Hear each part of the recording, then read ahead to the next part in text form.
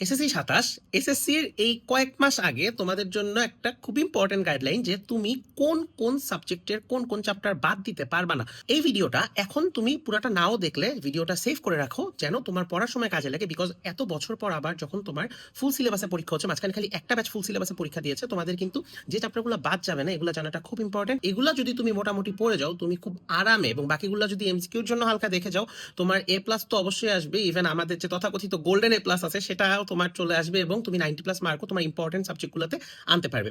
প্রথমেই চলে আসে ফিজিক্স। ফিজিক্সে গতি, বল, কাজক্ষমতা ও শক্তি, তরঙ্গ ও শব্দ, এবং তোমার আলোর যে দুইটা চ্যাপ্টার আর বিদ্যুতের দুইটা চ্যাপ্টার, কানেক্টিং চ্যাপ্টারগুলো ঠিক মতো পড়বা, তাইলেই হয়ে যাবে। কেমিস্ট্রির ক্ষেত্রে তোমার যে শর্ট সিলেবাসের অধ্যায়গুলো আছে, অর্থাৎ অধ্যায় 3 থেকে অধ্যায় 7 পর্যন্ত এবং অধ্যায় 11 সব থেকে বেশি ইম্পর্টেন্ট। এরপর অধ্যায় 8 আর 10 তোমার জন্য সব থেকে বেশি ইম্পর্টেন্ট। এই 8টা চ্যাপ্টারও যদি তুমি ঠিক মতো পড়তে পারো তাহলেও তোমার হয়ে যাবে। আর লাস্টে তুমি চ্যাপ্টার 12টা আমাদের জীবনের রসায়ন, সেটাও একটু পড়ে রাখতে পারো। বায়োলজির ক্ষেত্রে জীবকোষ ও টিস্যু, কোষ বিভাজন, জীবনী শক্তি, খাদ্য পুষ্টি ও পরিপাক, জীবে পরিবহন, সমন্বয়, বংশগতি ও জৈব অভিব্যক্তি, এই চ্যাপ্টারগুলো যদি ঠিক মতো পড়ো তাহলে তোমার মোটামুটি সবগুলা তুমি সিকিউতে একদম ভালো মতো কমন দিয়ে চলে আসতে পারবে।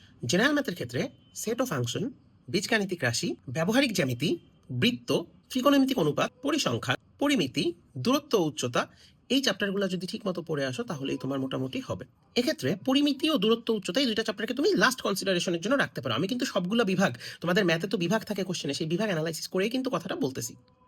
এরপর চলে আসে হায়ার ম্যাথ। সেট ও ফাংশন, বীজগাণিতিক রাশি, জ্যামিতিক অঙ্কন, অসীম ধারা, ত্রিকোণমিতি, সূচক ও লগারিদম, দ্বিপদী বিস্তৃতি, স্থানাঙ্ক জ্যামিতি ও সম্ভাবনা। আমাদের ইম্পর্টেন্ট যে এই যে চ্যাপ্টারগুলো মেনশন করলাম এগুলো ঠিক মতো পড়া। সো বেস্ট অফ লাক সবাইকে, সুন্দর মতো প্রিপারেশন নিতে থাকো। আস্তে ধীরে এখনো বেশ কিছু সময় বাকি, তোমাদের পরীক্ষা আরো পিছাইতে পারেও বলেও শোনা যাচ্ছে। দেখা হবে নেক্সট ভিডিওতে। কি টাইপের কন্টেন্ট চাও কমেন্টে জানিও। আল্লাহ হাফেজ সবাইকে।